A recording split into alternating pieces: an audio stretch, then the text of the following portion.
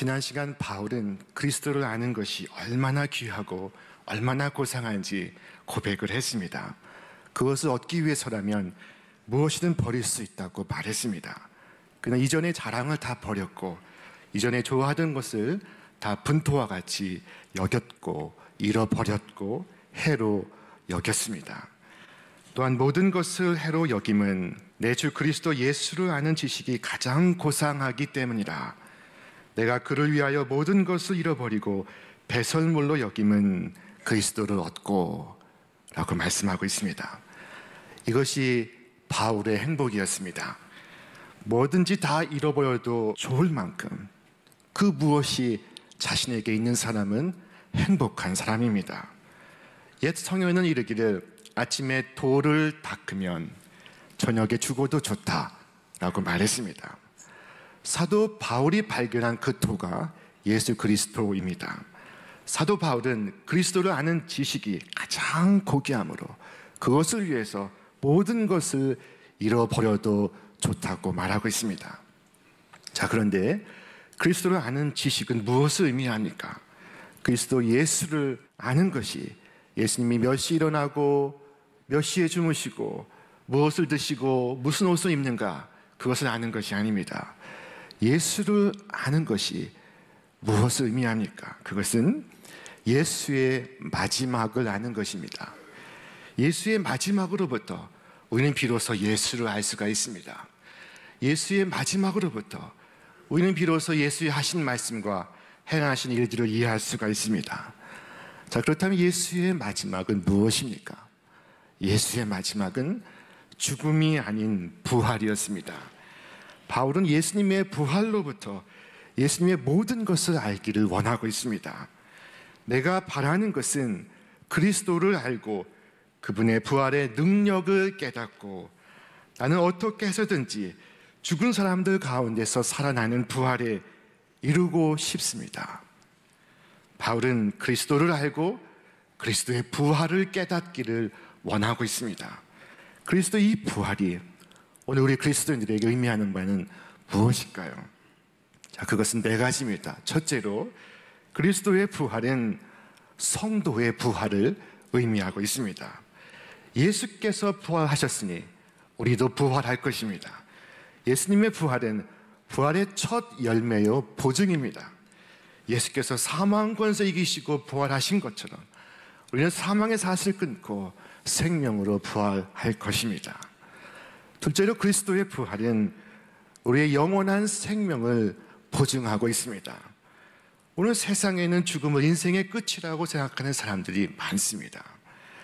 그때 그들의 삶은 얼마나 쉽게 죄와 결합하는지, 얼마나 자주 불안과 허무와 하나가 되는지 모릅니다. 그러나 성도의 끝은 죽음이 아닙니다. 성도의 끝은 부활이요 영생이요 그것은 천국입니다. 셋째로 그리스도의 부활은 우리의 승리를 보장하고 있습니다. 우리 삶의 최후는 패배가 아니라 승리입니다. 잠시 우리 삶에 한숨이 있고 눈물이 있고 좌절이 있고 절망스러운 일이 있을지라도 우리가 소망을 갖는 것은 그리스도의 부활을 통해 우리의 승리를 내다보고 있기 때문입니다. 그리스도인의 마지막은 패배가 아닌 승리입니다. 바울은 부활장에서 이렇게 외쳤습니다. 사망아, 너의 승리가 어디 있느냐? 사망아, 네가 쏘는 것이 어디 있느냐? 사망이 쏘는 것은 죄요, 죄의 권능은 율법이라. 우리 주 예수 그리스도로 말미암아 우리에게 승리를 주신 하나님께 감사하노니. 자, 넷째로 부활은 우리가 의롭다함 얻었음을 말씀하고 있습니다. 예수님은 우리를 의롭다 하시기 위하여 부활하셨습니다. 예수는 우리가 범죄한 것 때문에 내줌이 되고 또한 우리를 의롭다 하시기 위하여 살아나셨느니라. 예수님은 우리의 죄를 위하여 죽으시고 우리의 의를 위하여 다시 사셨습니다. 내가 의롭다함 받은 증거가 예수 그리스도의 부활입니다. 바울은 이러한 깨달음이 없는 탓에 그리스도를 힘써 알기보다 자신의 율법을 지켜 자신의 의를 세우고자 하는 유대인들의 열성을 개탄했습니다. 그들의 열성을 지식을 갖추지 못한 열성, 곧 무식하며 어리석은 열성이라고 개탄합니다. 종합해 보면 부활은 예수 그리스도를 아는 가장 핵심적인 사건입니다. 이것을 알아야 예수를 아는 것이요, 이것을 모르면 아직도 예수를 모르는 것입니다. 예수 그리스도의 부활의 능력이 오늘 여러분 삶 속에 가득하시기를 바랍니다. 여러분 삶 속에 역사하시기를 바랍니다. 부활의 능력으로서 오늘을 살아가시기를 바랍니다. 성도는 부활의 능력으로 오늘을 살아가고 있습니다. 사도 바울은 이 부활의 능력을 더욱 깨닫기를 원했습니다. 내가 바라는 것은 그리스도를 알고 그분의 부활의 능력을 깨닫고 그분의 고난에 동참하여 그분의 죽으심을 본받는 것입니다. 그리하여 나는 어떻게 해서든지 죽은 사람들 가운데서 살아나는 부활에 이르고 싶습니다. 바울은 죽음을 통해 부활에 이르려 한다는 아주 중요한 말씀을 하고 있습니다. 이것은 아주 중요하고 의미 깊은 이야기입니다. 십자가의 죽음을 통하지 않고서는 우리는 부활에 이를 수가 없습니다. 죽어야 부활할 수가 있습니다. 나의 부활에 이르기 위하여 우리는 먼저 나의 죽음을 맞아야 합니다. 이것이 부활의 원리입니다. 살기 위해서 죽어야 합니다. 예수 그리스도로 말미암아 고난도 당해야 합니다. 그래야 예수 그리스도로 말미암아 기쁨도 얻을 수가 있습니다. 예수님 때문에 손해도 보아야 합니다. 그래야 예수님 때문에 유익도 누릴 수가 있습니다.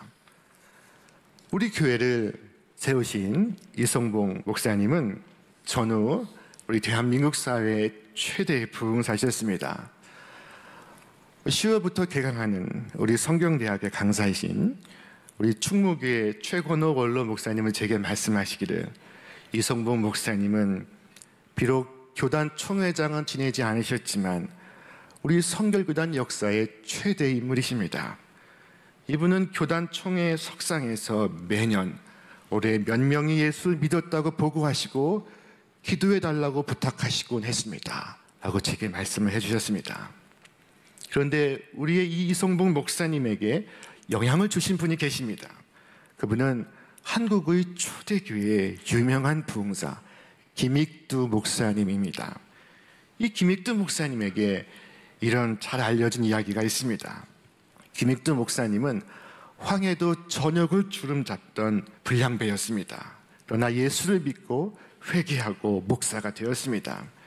이 김 목사님이 어느 더운 여름날에 전도를 다니다가 거기에 마루턱에 앉아서 땀을 식히고 있었습니다. 그런데 김익두 목사님을 모르는 한 조무래기 불량배 하나가 공연히 시비를 걸더니 목사님을 무작정 두들겨 패기 시작합니다.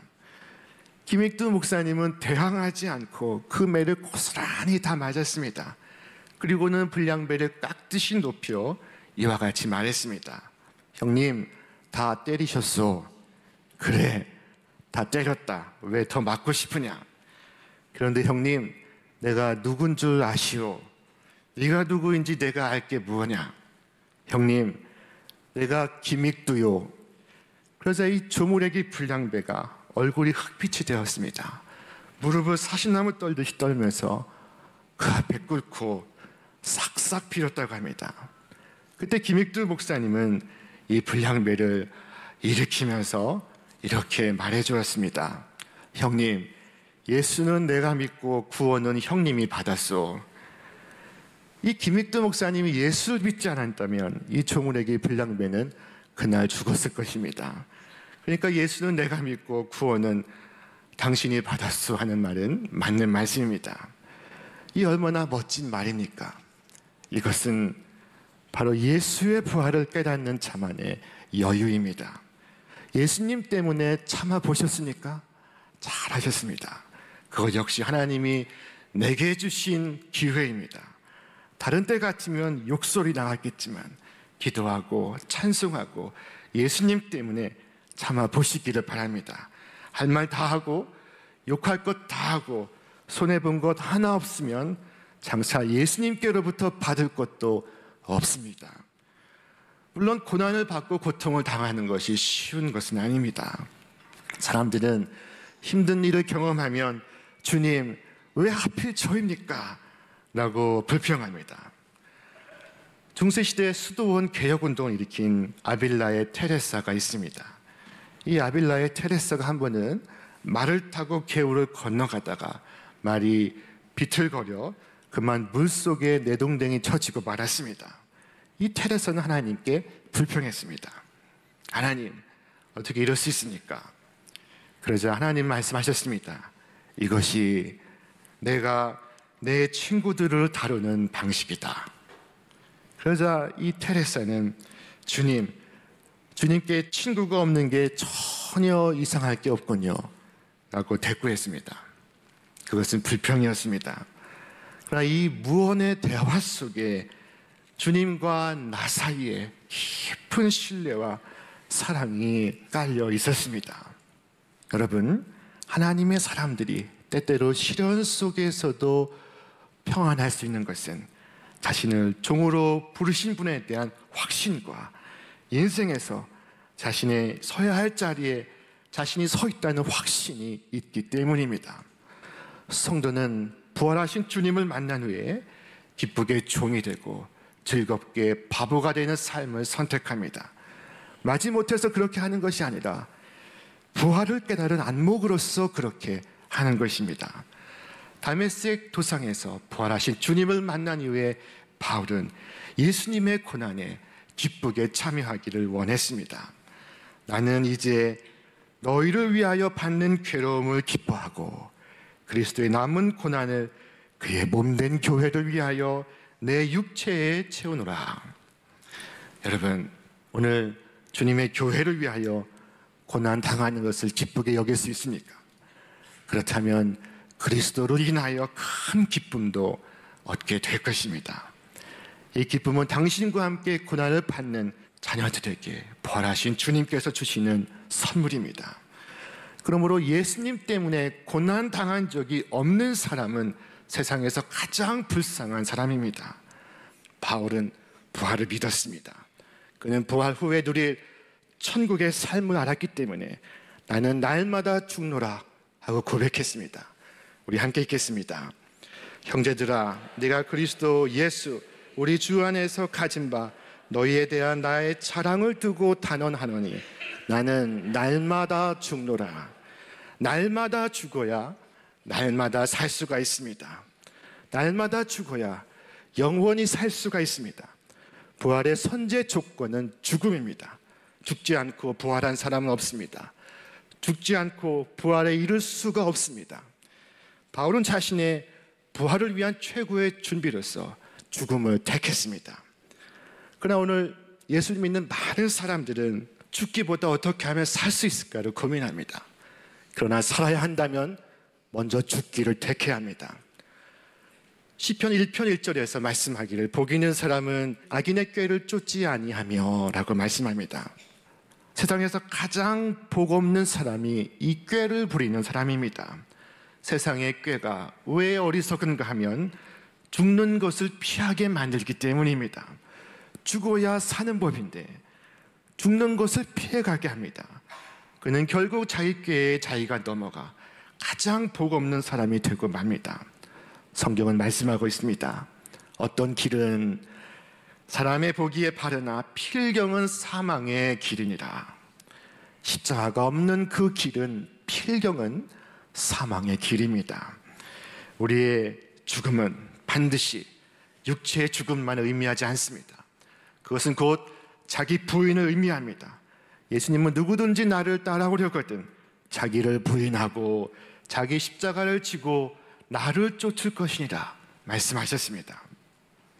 부평에 가시면 부평 소망교회라는 우리 교단의 아름다운 교회가 있습니다.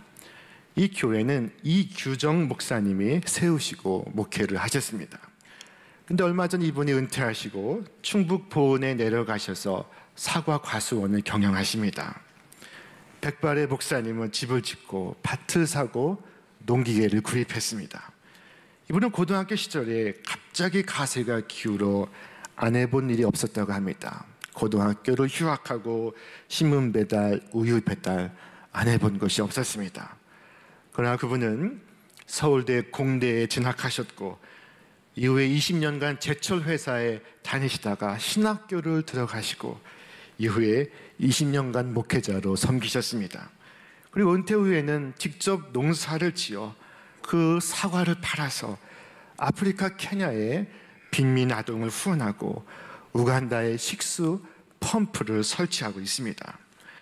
이분이 최근 샘과 그늘이라는 책을 썼습니다. 이분의 책의 서문을 읽고 저는 큰 감동을 받았습니다. 이분은 서문에서 이렇게 적고 있었습니다. 결혼 후 사회 20년, 목회 20년, 그리고 은퇴 후 지금 장애에 시달리고 있는 아내에게 그동안 함께 십자가를 져줘서 고맙다고, 그래서 이제는 내가 당신의 고통에 함께할 수 있어 다행이라고 이 책을 드린다. 은퇴 후의 삶이 예수께서 가신 비아 돌로로사, 곧 슬픔의 길인 칼보리 언덕길 이것만 십자가 없이 올라가는 등산길이 될 뻔했기 때문이다.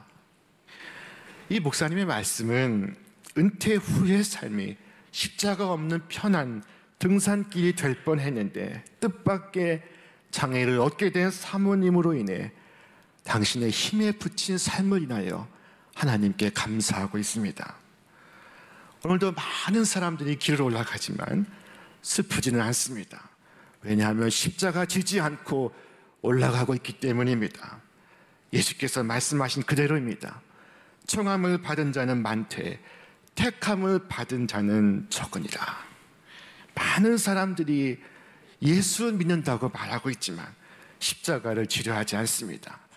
자기를 부인하지 않습니다. 죽기를 거부합니다.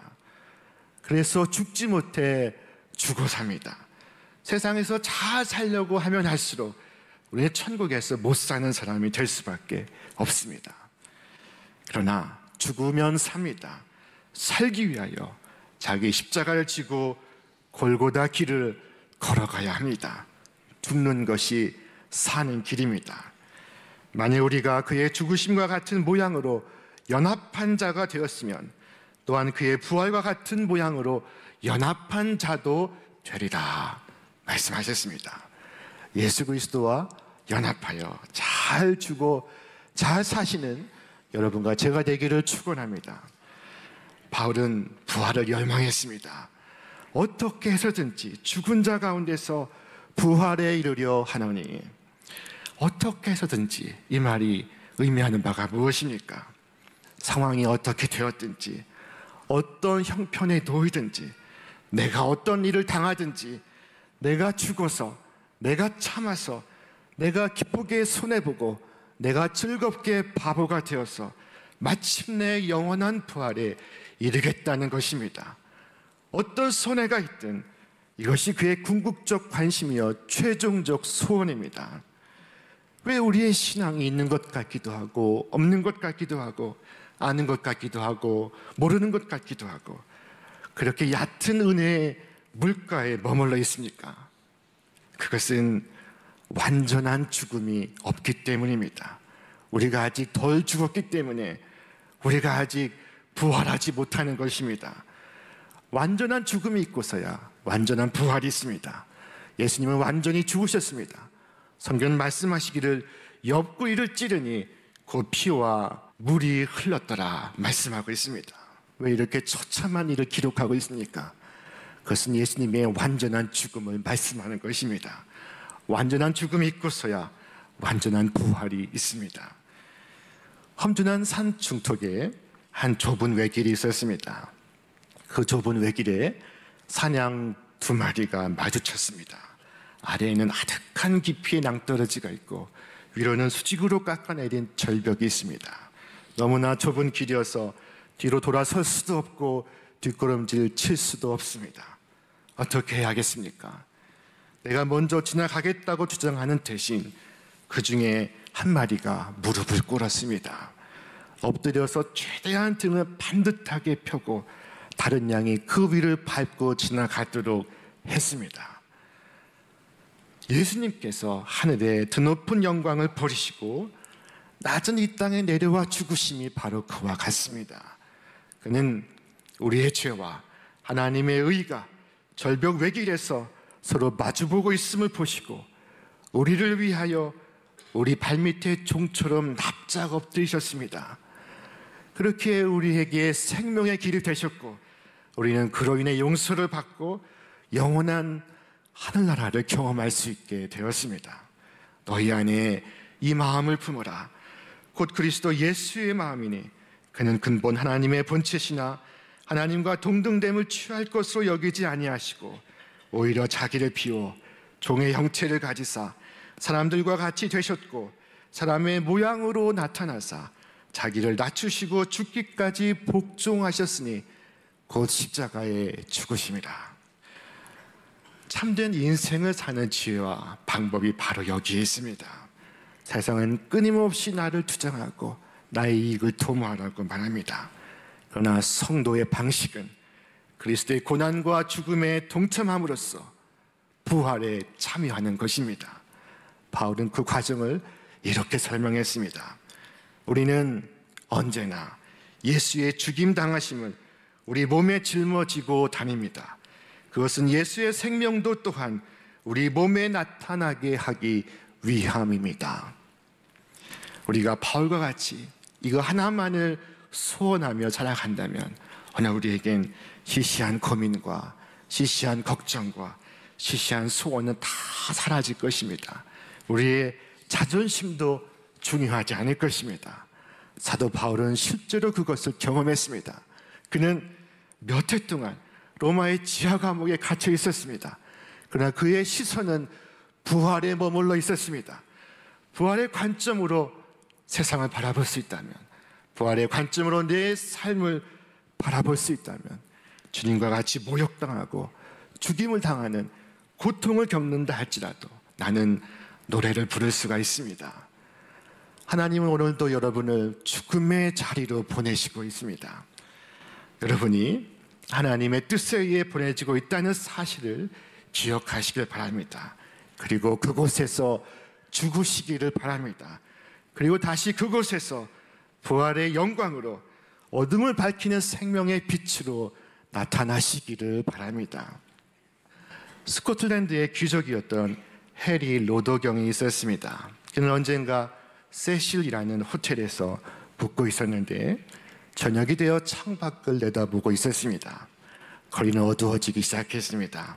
그때 한 남자가 등불 하나와 막대기 하나를 들고 거리에 나타났습니다. 그는 가로등에 불을 켜는 사람이었습니다. 그는 가스등인 등불 하나하나에 올라가서 불을 켰습니다. 그때마다 그 주변이 환해졌습니다. 그러다 이윽고 모퉁이를 돌아간 그 사람의 모습은 더 이상 보이지 않았습니다. 그러나 로더경은 가려진 건물 위로 올라오는 그 빛을 보고 그가 어디쯤 가고 있는지 알 수 있었다고 말하고 있습니다. 성경은 말씀합니다. 너희는 세상의 빛이라. 산 위에 있는 동네가 숨겨지지 못할 것이요 사람이 등불을 켜서 말 아래에다 두지 아니하고 등경 위에 두나니 이러므로 집안 모든 사람에게 비치느니라. 이 어두운 세상에서 주님은 우리에게 부활의 빛으로 생명의 빛으로 드러나라고 말씀하고 있습니다. 세상에 그보다 더 선한 일은 없기 때문입니다. 오늘 여러분이 소망하는 것이 무엇입니까? 바울은 그리스도를 아는 것이었습니다. 그분의 부활을 깨닫는 것이었습니다. 오늘 우리에게도 그와 같은 소망이 있기를 바랍니다. 인생이 길어지고 신앙의 연륜이 깊을수록 주님을 알아감이 더욱 넓어지고 더욱 깊어지기를 바랍니다. 예수 그리스도를 아는 지식이 가장 고상함을 알고 예수를 알기 원했던 바울, 그리스도와 함께 부활에 이르기 위하여 자신의 죽음을 선언했던 바울, 오늘 우리도 그 바울처럼 부활의 능력을 알고 그 신비를 깨닫고 은혜와 감격 속에 남은 생을 살아가시기를 주님의 이름으로 축원합니다.